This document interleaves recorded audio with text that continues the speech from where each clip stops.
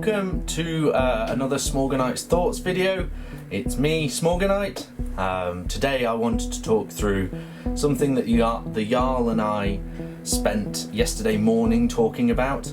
I'm very excited for what this means.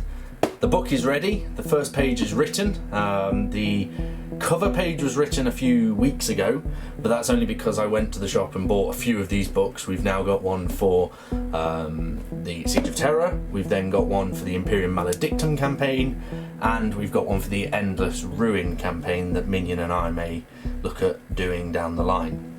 I'm very excited though to share with you the first look at essentially the first, because this was the one that I bought and started the first one of when Croydon and I went on holiday.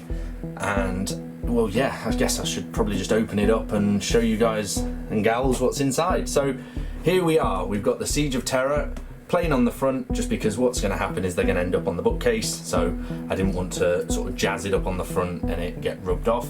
We then got, I should probably have read this to remember what it says.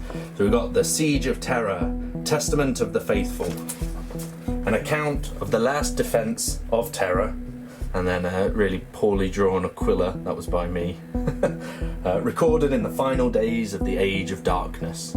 So this is the campaign book that the Jarl and I are going to be using. He's going to have his own copy, that's important. This is the Testament of the Faithful of the Emperor's followers. It is not going to have things from the traitor perspective. This is mainly going to be from the loyalist perspective. And then when we do videos together, or whether or not he'll show his face or whether he'll want me to just show his book off, we'll decide that obviously down the line. But for now, what it will be is it would just have the testament of the, whatever he wants to call them, traitors. I don't know if he would class himself as a traitor. Well, he was a traitor to the Emperor, so probably. But whether he classes it as, you know, a record from the traitor's perspective.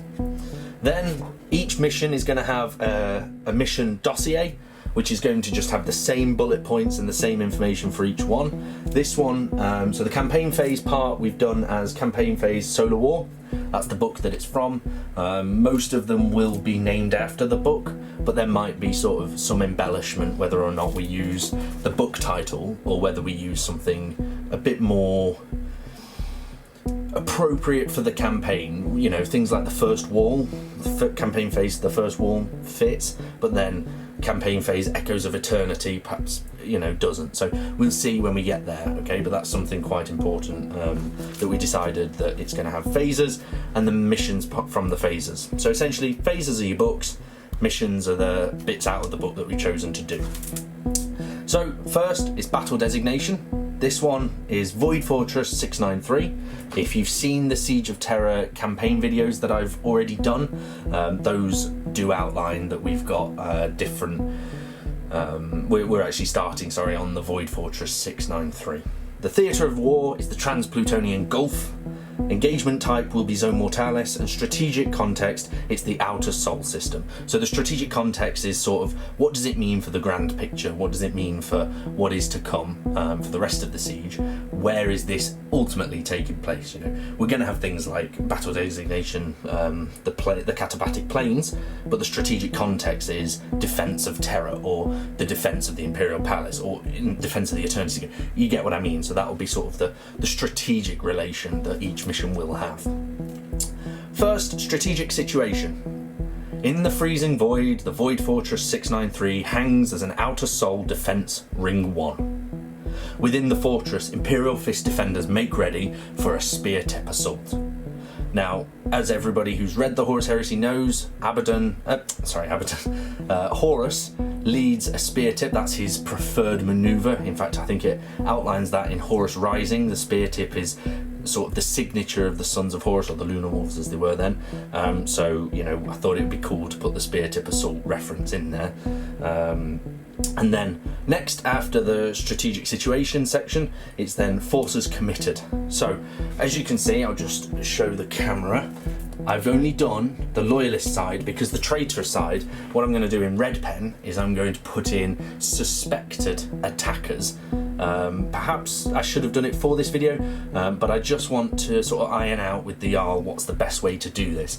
I think it would be really good to do sort of suspected and expected attackers, because things like Zardu Layak and Abaddon appearing in the next mission, spoilers, I perhaps wouldn't expect them. The Imperial Fist might not know to expect them, so we'll have to look in the books to see whether they are expecting Abaddon and Zardu Layak to appear, because then if not, it could just be, you know, Assault Speartip, and then the surprise of it would be that Abaddon and Zardu Layak were there. So for the Loyalist forces committed on Void Fortress 693, as Sigismund wasn't there, he was on Pluto. We've got just an unnamed Praetor. As it's such a short section in the book, I don't actually think they name which commander has the Void Fortress. Obviously, when we get into the siege, there will be more things like Sigismund or Fafnir Ran, things like that. The Jarl and I agreed what we are going to do, because of the new Force Org charts, we are going to sort of slightly tweak and break them if the named characters are there, but only for that reason. So Sigismund and Fafnir Ran are in a mission coming up. That they can't both be taken in the new Force Org because they are both high command. So that's something that we're going to tweak slightly, but only for narrative purposes, which I think you can all agree that's something that will benefit the campaign. Having both of those characters there, if they're named, will be the best way to do it. We could always do multiple games for a certain part of it, but I think personally we do have the two characters. Okay, sorry, this is more of a video of setting up what's to come. I may re-record this as another video to put in the Siege of Terra playlist on YouTube, but what I might also do is I might put this video in both Smaugonite's thoughts and in the Siege of Terra. We'll see. Okay, so unnamed Praetor and his command squad, Centurion and his retinue, and they are Saturnine Terminators and a Saturnine Centurion, 20 Phalanx Warders, 40 Legion Breachers, 20 Legionaries, 10 Lascannon Support Legionaries, 4 Bolt Rapiers and their crew. So that's the Loyalist forces committed at Void Fortress 693. The battlefield conditions next. Void Fortress interior. Damage from the assault causing intermittent power failures. So think, you know, strobing, flashing lights. Not obviously, we're not going to, I might edit that into the video, I guess, but obviously we're not going to do like, oh, this round's night fight and everything. But just, you know, to build a bit of an atmosphere. Confined corridors, landing areas, and bulkheads. Additionally, pre-prepared kill zones and choke points. The Imperial Fists know that the Sons of Horus are attacking. They are going to make certain preparations for that eventuality. They are going to be putting some choke points in. There's going to be some corridors where Imperial Fists are deployed to stop access through a corridor. The game that we're building, the board that we're playing on, is going to be a 6x4. I've got the Forge World landing pad from before, from a few years ago, before they stopped doing it. The Jarl's got plenty of Zone Mortalis terrain. I've got the original Forge World Zone Mortalis. I think I've got an 8 foot by 6 foot capability for that, so we've got plenty of terrain for this mission. Number 4, primary objectives. Repel the boarding assault and hold the Void Fortress until reinforcements arrive. You know, the outer rings of defense, which is actually named in the book. I've got that written here in my my original journal for the Solar War. The 5 spheres of defense. We've got Pluto. Sigismund is guarding the outer ring. Okay, so reinforcements would be coming. Whether or not Sigismund himself would be coming, we don't know. Spoilers. Obviously, we know that the Void Fortress fails and they get through, and then that's when the attack on Pluto happens and Sigismund is involved. Okay, so yeah, so hold the Void Fortress until reinforcements arrive. Whether or not I can do in the game, we'll have to see. We made our lists yesterday, the Jarl and I. I think I've got 115 models and the Jarl has 117. So it's, you know, it's going to be a fairly even match in terms of bodies on the board, which is really cool. Section 5, priority assets. So I've put embarkation deck 7. The command room, the teleportarium, and then Vox communication relays. We need to get that message out to the rest of the Imperial Fist fleets that are in the area. We need to get out there and get reinforcements coming and trying to get them safe passage to the Void Fortress. And then finally, section 6 is operational notes. In fact, what I should do is just hold this up so that people can see what I've written. There we go, that's all of it. This obviously is the back of the page. The pen has leaked through a little bit. Okay, there we go. So yeah, Section 6, operational notes, I've left that blank on purpose. I don't want the Jarl seeing this video ahead of the game and knowing the plan. Okay, there is a plan. We are going to have a lot of fun. Perhaps there's going to be some, you know, sort of misdirection and things like that. And then I've got my list. This will be written in the book, very nice and neat. I'm going to have, in fact, so on the next page, after the dossier, it's then going to have the loyalist force list and then the whole of the traitor force list, as the Jarl will write. That will then allow me to be able to say, well, this is what we committed, this is what they committed, and then on the final page there's going to be the sort of after action report, and then there'll be a new dossier for the next mission. So that's how this book is going to work. But for the time being, I have written it on just a standalone piece of, I thought it was paper, it's actually card. So, 3,000 point Void Fortress list. High command, we've got a Praetor and Cataphracti Terminator armour. He has got a Solarite Power Gauntlet and a Vigil Storm Shield. That's then 165 points spent on him. He then has his own command squad, which have a shield and Solarite gauntlets. They originally were modelled with plasma pistols behind the shield, but this edition you can't actually do that. I don't know if you could in second edition. I assume you probably could. I think it was first edition, perhaps I built them for, but they can't be, they're not legal anymore, but a bit of clever photography is going to basically just outline, just hide the plasma pistols that are on the models. Then we've got in our command spot a Centurion in Saturnine armour with a Plasma Blaster and the Plasma Bombard.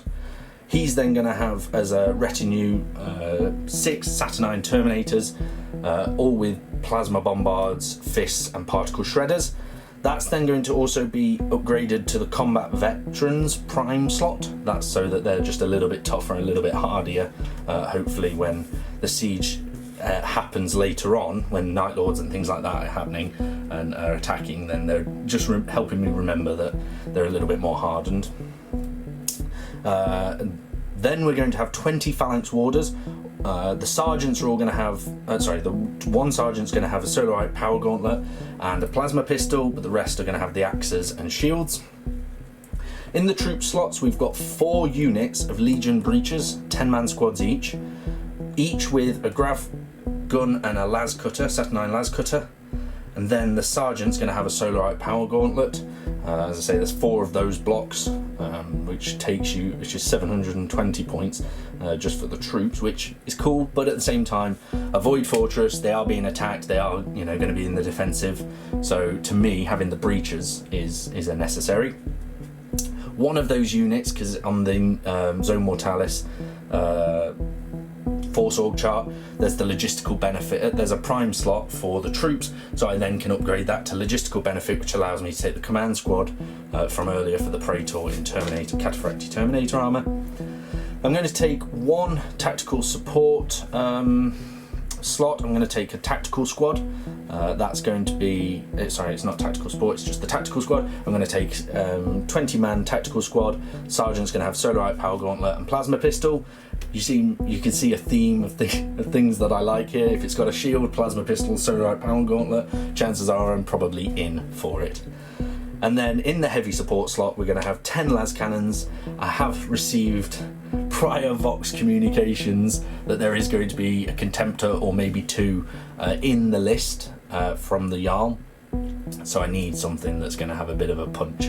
Not fit well physically with the Solarite Power Gauntlets, but more so with las cannons, having 10 las cannons as a support squad, a heavy support squad.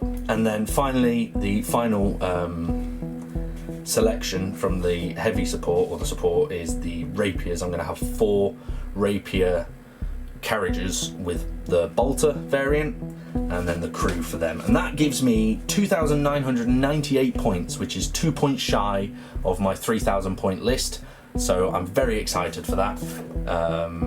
Yeah, it's going to be such a great game. Honestly, I can't wait to throw dice. I've been saying, and not to get into any of the other side of it, the personal side. This is something, you know, I do for a passion project. I don't want to lower the tone, but I think it would just help up there, you know, getting some dice rolled, getting some pictures taken of some epic games that the Jarl and I are going to work on.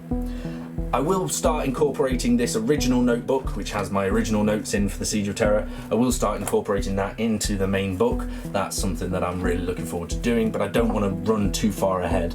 I want to do it methodically and do it right. You know, we're doing this once, essentially. The siege is only happening once for the campaign on the tabletop. I said to the Jarl, we might revisit certain missions again, you know, just to have a bit of fun. More than likely, though, what I think will happen is we'll do very similar to what they did with the Horus Heresy books. We'll do all of the siege, but then we might do Drop Site Massacre, or we might do Istvan afterwards.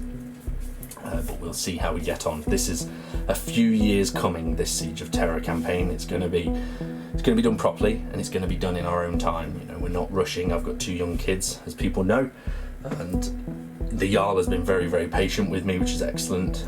You know, again, actually, you know, shout out for the Jarl. He's really done well with being patient here, because there's been pauses on hold, and then, you know, other things have happened as well. So it's been a long time coming, and you know, hats off to the Jarl for that.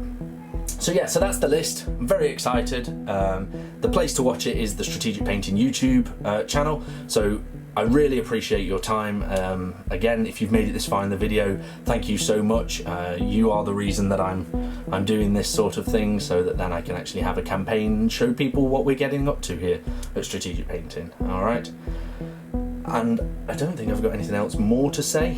I think that's pretty much everything. So yeah, again, thank you so much for checking this video out. Thank you so much for listening to me ramble. I'm trying to be a bit more aware of what I'm saying. I noticed in the last video I said a lot. Trying to just take it steadier. I don't work with the script for these videos, as you can see. I do when I'm doing the voiceovers using the microphones. So, you know, I'm just trying to learn the ways of how to do this. So it's going to be a bit rough and ready, but hopefully I'll get better with time. So thank you so much for watching. As I say, I will see you in the next video. Until then, though, please do take care, especially in this summer. This heat in the UK is getting very hot, so please do take care, and bye bye.